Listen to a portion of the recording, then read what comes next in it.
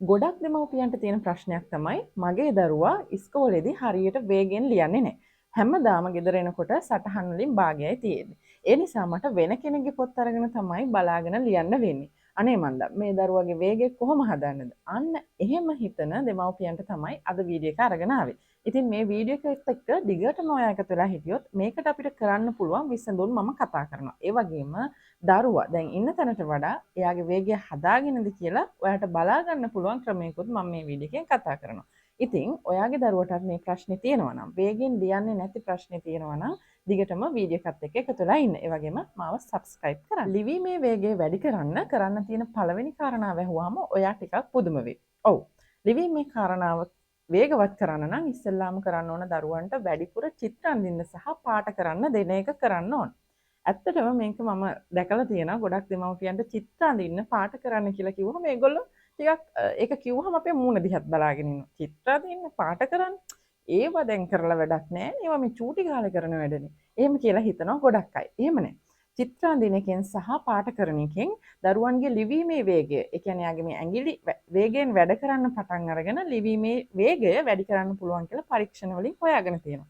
ඉතින් ඔයාට පුළුවන් ඔයාගේ දරුවගේ මේ චූටි අත්වලින් කරන වැඩ ප්‍රමාණය වැඩි කරන්න. මතක තියාගන්න මේ කිසිම දෙයක් ඉතා ඉක්මනින් සිද්ධ වෙන්නේ නැහැ. ඒ කියන්නේ ඉතාම වේගයෙන් මැජික් එකක් වගේ ඔයාට මේව කරගෙන යන්න බෑ. නිසා ඉතා ඉවසීමෙන් තමයි මේ වේගය වැඩි කරන එක දරුවෙකුට කරන්න ඕන. මුලින්ම ඔයා හොඳට දරුවට චිත්‍ර අඳින්න දෙන්න. ඒ වගේම ඒ චිත්‍ර පාට කරන්න දෙන්න. දැන් අර ඇඳපු චිත්‍රය කියන්නේ අපිට print out එකක් විදිහට අරගෙන එහෙම අරගෙන යාට පාට කරන්න දෙන්නත් පුළුවන්. ඒ විදිහට පාට කරන ප්‍රමාණය සහ චිත්‍ර අඳින ප්‍රමාණය වැඩි කරන්න. ඒ වගේම එයාට මැටි වලින් කරන වැඩ මේ ඇඟිලි වැඩ කරන මැටි වලින් කරන වැඩ ප්‍රමාණය වැඩි කරන්න. ක්ලේ වලින් කරන වැඩ ප්‍රමාණය වැඩි කරන්න.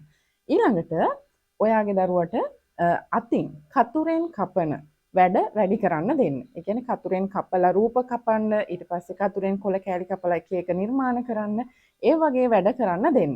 දැන් මේ තියෙන තරඟකාරී ස්වරූපයත් එක්ක ගොඩක් දෙමව්පියෝ මේවට කාලය වැය කරන්නේ නැහැ. කාලය වැය කරන්න ඒගොල්ලෝ බයයි. මේව කරන්න ගිහිල්ලා ඉස්කෝලේ වැඩ ටික පාඩු වෙයිද? ඔන්න ඔය වගේ හිතනවා. හැබැයි එහෙම වෙන්නේ නැහැ. මම ඔයාට මේ කියන කාරණා ඔයා දවස් 21ක් කරන්න. මම ඒ ගැන කතා කරනවා වීඩියෝ එකේ අන්තිමට. ඉතින් මේ විදිහට ඔයා ඊටාම ඉවසීමෙන් මේ වැඩ අඛණ්ඩව කරන්න ඕන. චිත්‍ර අඳින්න දෙන්න, පාට කරන්න දෙන්න, ක්ලේ වලින් කරන වැඩ ප්‍රමාණය වැඩි කරන්න, කතුරෙන් කපලා කරන වැඩ ප්‍රමාණයන් වැඩි කරන්න. ඒ තමයි පළවෙනි කාරණාව. ලිවීමේ වේගය වැඩි කර ගැනීම සඳහා මම අද ඔයාට කියලා දෙන දෙවෙනි ක්‍රමය තමයි දරුවත් එක්ක තරඟ පවත්වන්න. ඒ කියන්නේ දරුවත් එක්ක එකතු වෙලා ඔයාට පුළුවන් තරඟයක් විදිහට මේ ලිවීම පටන් ගන්න. ඒ කියන්නේ සමාන ඡේදයක්. හිතමුකෝ සිංහල කියවීම පොතෙන් යාට සමාන ඡේදයක් ඔයයි අය දෙන්නම බලාගෙන ඔයාට පුළුවන් ස්ටොප් වොච් එක ඔන් කරලා දෙන්න එකට ලියන්න පටන් ගන්න. එතකොට මුලදී කොහොමත් ඔයා දිනනවනේ වේගය අඩු දරුවෙක් එක්කනේ මේ වැඩේ කරන්නේ. එතකොට මුල් දවස් කිහිපේ ඔයා දිනුවට යාටත් දිනන්න අවස්ථාවක් දෙමින් ඒක රසවත්ව කරන්න. එතකොට මේක තරගයක් විදිහට කරන්න ඔයාට පුළුවන් නම් එයාව දිරි ගන්නවන්න පුංචි ටැග්ගක් වගේ දෙයක් තියාගන්න. එයා දිනපු වෙලාවට එයාට දෙන්න. ඔයා දිනද්දි ඔයා ඒක ලබා ගන්න. ඒ විදිහට පුංචි තරගයක් විදිහට ලිවීමේ වේගය වැඩි කරන්න දිනපතා ක්‍රියාකාරකමක නිරත වෙන්න. ලිවීමේ වේගය වැඩි කිරීමේදී කරන්න ඕන තුන්වෙනි පියවර තමයි කියවීමේ වේගය වැඩි කරන එක.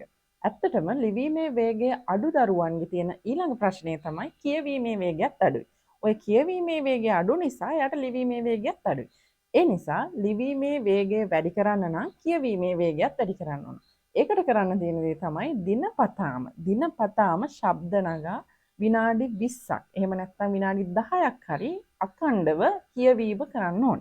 මේකට යාගේ සිංහල කියවීම පොත, දහම් පාසල් පොත්, කතන්දර පොත් ඔය ඕන එකක් අරගෙන කියවන්න එයාට දිනපතාම දෙන්න ඕන. සමහර අය හිතාගෙන ඉන්නේ සතියකට 2ක් 3ක් කියවුවාම ඇති. එහෙම කියවුවාම කියවනවා හරි කියලා. එහෙම නැහැ. හැබැයි කියවීමේ වේගය වැඩි කරන්න නම් අඛණ්ඩව දිනපතා කියවීම කරන්නම ඕන. මොකද ඕනම කෙනෙක්ට ඒ කියන්නේ දුවන තරඟයකට පුහුණු වෙන කෙනෙක් කියලා හිතන්නකෝ. එයා අඛණ්ඩව පුහුණු වීම කරාමනේ යාට ජයග්‍රහණය ලැබෙන්නේ. ඒ වගේ තමයි එක දවසක් දෙකක් කරලා නෙමෙයි මේක කියවීම අඛණ්ඩව දරුවට දෙන්න ඕන. එයා ශබ්ද නගා කියවන්න ඕන. කියවීමේ වේගය වැඩි වෙනකොට එයාගේ ලිවීමේ වේගයත් වැඩි වෙනවා. තුන්වෙනි කාරණාව තමයි කියවීමේ වේගය වැඩි කරන්න. ලිවීමේ වේගය වැඩි කරන හතරවෙනි පියවර තමයි කෙනෙක් කියවන විට ලියන්න දෙන එක. ඒක ඉතින් හැමෝම හැමදාම කරපු දෙයක් නේ. කියන්නේ ලිවීමේ වේගය වැඩි කරන්න ටිකක් අතීතයේ ඉඳලම එන ක්‍රමය තමයි කියවන විට ලියන්න දෙනවා. එතකොට එයා දිනපතා කරද්දි වේගය වැඩි වෙනවා. හැබැයි මම අද ඔයාලට කියන්නේ කියවන විට ලියන එක ගැන ඔයා සටහනක් තියාගන්න.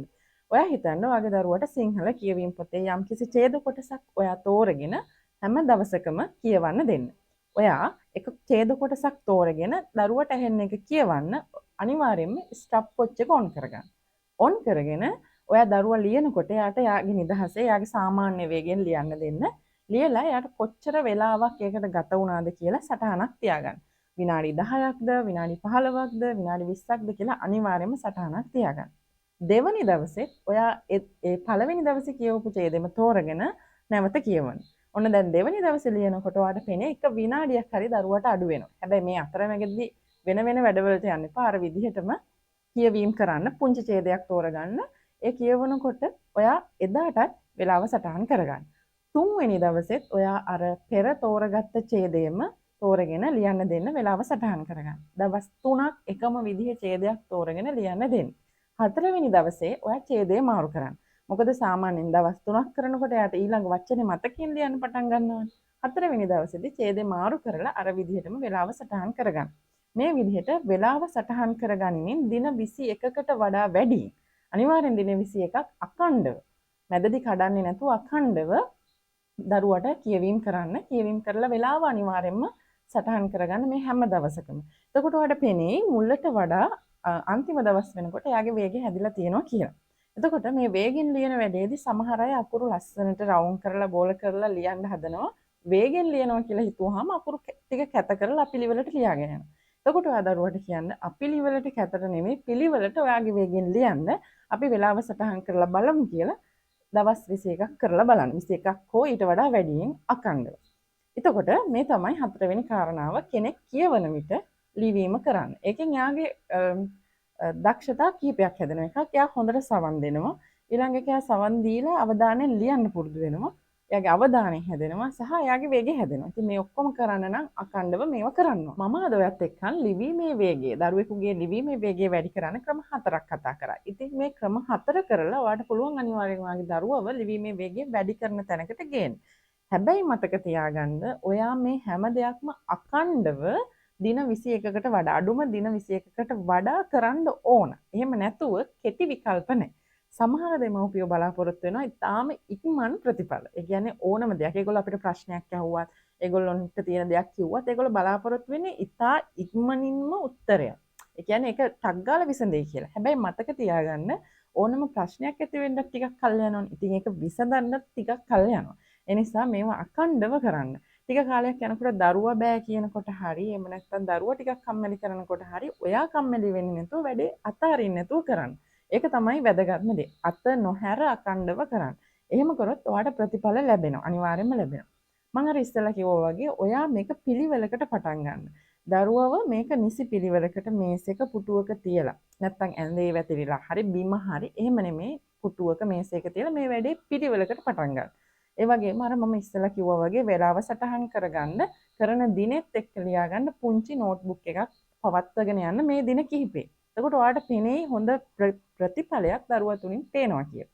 අනිවාර්යයෙන්ම මේක සිද්ධ වෙනවා. හැබැයි මම ආයෙත් ඔයාලට කියන්නේ සහ ඉල්ලීමක් කරන්නේ කිසිම වැඩක ප්‍රතිඵලයක් ඉක්මනට හම්බ වෙන්නේ නැහැ. ඒ නිසා මේක අඛණ්ඩව විශ්වාසයෙන් කරගෙන යන්න. එහෙම කරාම ඔයාට ඔයාගේ දරුවාගේ ලිවීමේ වේගය වැඩි කරගන්න පුළුවන්. එහෙනම් අද වීඩියෝ එකත් එක්ක එකතු වෙලා හිටියට ඔයාට ගොඩක් ස්තුතියි. මම හිතනවා ඔයාගේ ප්‍රශ්නෙට විසඳුමක් අරන් එන්න මට හම්බ වුණා කියලා. ඉතින් මේ දේ කරලා අනිවාර්යයෙන්ම ඔයාගේ ප්‍රතිඵල අපිට කියන්න අමතක කරන්න එපා. මොකද ඒක තව කෙනෙකුට ප්‍රයෝජනවත් වෙනවා. මොකද අපේ කමෙන්ට් කියවම තව කෙනෙක් ඒ ගැන විශ්වාස කරනවා. ඒ නිසා මේක අනිවාර්යයෙන්ම දවස් 21ක් හෝ ඊට වඩා කරලා ඊට කලින් ප්‍රතිඵල ලැබෙනවා නම් එහෙම හරි අපිට කමෙන්ට් එකකින් එක කියලා තියන්න. ඉතින් එහෙනම් මගේ වීඩියෝ එක නරඹුවට ස්තුතියි. ඒ වගේම අපේ දිව්‍යාංජලි රෝෂිකා YouTube channel එක subscribe කරන්න. ගිහින් එන්න.